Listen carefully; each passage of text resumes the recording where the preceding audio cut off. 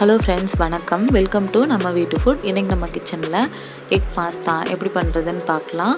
நான் ஒரு பாத்திரத்தில் தண்ணி சேர்த்து அடுப்பில் வச்சுருக்கேன். இப்போ இந்த தண்ணி கூட உப்பும் எண்ணெயும் சேர்த்துக்கலாம். உப்பு போட்டு வேக வச்சோம் அப்படின்னா பாஸ்தா கொஞ்சம் டேஸ்ட்டாக இருக்கும். எண்ணெய் வந்துட்டு பொங்கி வராமல் இருக்கிறதுக்காகவும், வெந்ததுக்கப்புறம் அந்த மக்ருனி ஒன்றோட ஒன்று ஒட்டாமல் இருக்கிறதுக்காகவும் நம்ம கொஞ்சம் எண்ணெய் சேர்த்துக்கலாம்.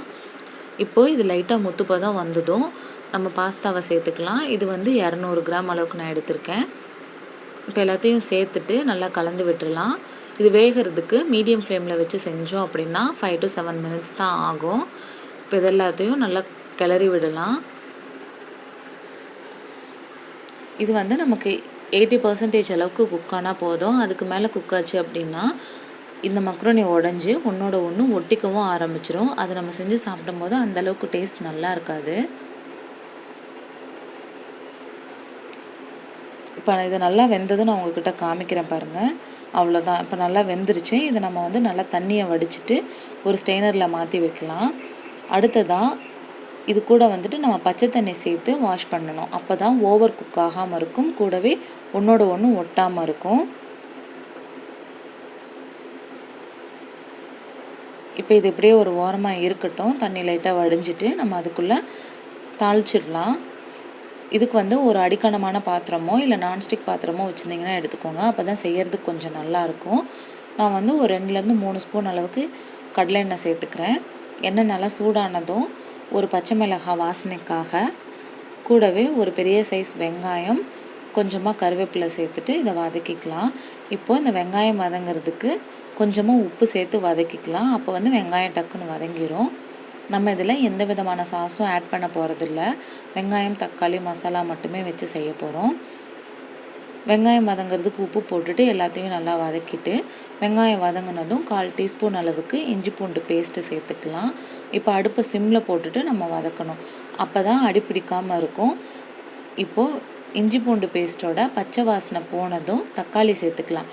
நான் சின்ன சைஸ் தக்காளி 2 எடுத்திருக்கேன். இப்போ அதை அப்படியே சேர்த்துட்டு நல்லா வதக்கி விட்டுடலாம். இப்போ வெங்காயம், தக்காளி எல்லாமே நமக்கு நல்லா வதங்கி வரணும். இப்போ வெங்காயம், தக்காளி எல்லாம் நல்லா வதங்கிடுச்சு. நம்ம மசாலா சேர்த்துக்கலாம். 1/4 டீஸ்பூனுக்கும் கொஞ்சம் கூட தனி மிளகாய்த்தூள், 1/2 டீஸ்பூன் அளவுக்கு மல்லித்தூள், கொஞ்சமாக வாசனைக்காக கரம் மசாலா. நீங்கள் உங்கள் காரத்துக்கு தகுந்த மாதிரி மிளகாய்த்தூள் எடுத்துக்கோங்க. எல்லாத்தையும் சேர்த்துட்டு அடுப்பை சிம்மில் போட்டு பச்சை வாசனை போக வதக்கிட்டு, கூடவே தேவைப்பட்டால் உங்களுக்கு கொஞ்சம் உப்பு சேர்த்துக்கோங்க. இப்போது அந்த வெங்காயம், தக்காளி மசாலாலாம் தனியாக வச்சுட்டு நடுவில் கொஞ்சம் கேப் விட்டுட்டு முட்டை உடச்சி ஊற்றிக்கலாம். உங்களுக்கு தேவைப்பட்டால் நீங்கள் அடியில் கொஞ்சம் எண்ணெய் ஊற்றிட்டு முட்டை சேர்த்திங்க அப்படின்னா அடி பிடிக்காமல் இருக்கும். 3 முட்டை சேர்த்துருக்கேன் 200 கிராம் அளவுக்கு பாஸ்தாக்கு. கூடவே முட்டைக்கு தேவையான உப்பும் சேர்த்துட்டு நம்ம லைட்டாக அப்படியே கிளறி விடலாம். அப்படியே வேக விட்டு முட்டையை உடைக்கணும். அந்த மாதிரி செஞ்சோம் அப்படின்னா நமக்கு கரெக்டாக முட்டை வெந்து வரும். ஓரளவுக்கு வெந்து வந்ததுக்கப்புறமா நம்ம மசாலா கூட சேர்த்து மிக்ஸ் பண்ணிவிட்டு பாஸ்தா ஆட் பண்ணிடலாம். இப்போ நான் சொல்கிற அளவு பார்த்திங்கன்னா 200 கிராமுக்கு மட்டும்தான். நீங்கள் கூட எடுத்தீங்க அப்படின்னா வெங்காயம், தக்காளி, முட்டையெல்லாம் கொஞ்சம் கூடுதலாக எடுக்க வேண்டியிருக்கும். இப்போ முட்டையெல்லாம் நல்லா கலந்ததுக்கப்புறமா நம்ம பாஸ்தாவை சேர்த்துக்கலாம்.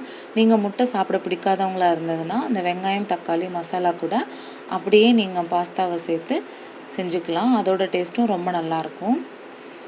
இப்போ இந்த ஸ்டேஜில் நீங்கள் பார்த்தீங்கன்னா தெரியும் பாஸ்தா எந்த அளவுக்கு நல்லா கரெக்டாக வெந்து வந்திருக்கு அப்படின்னு.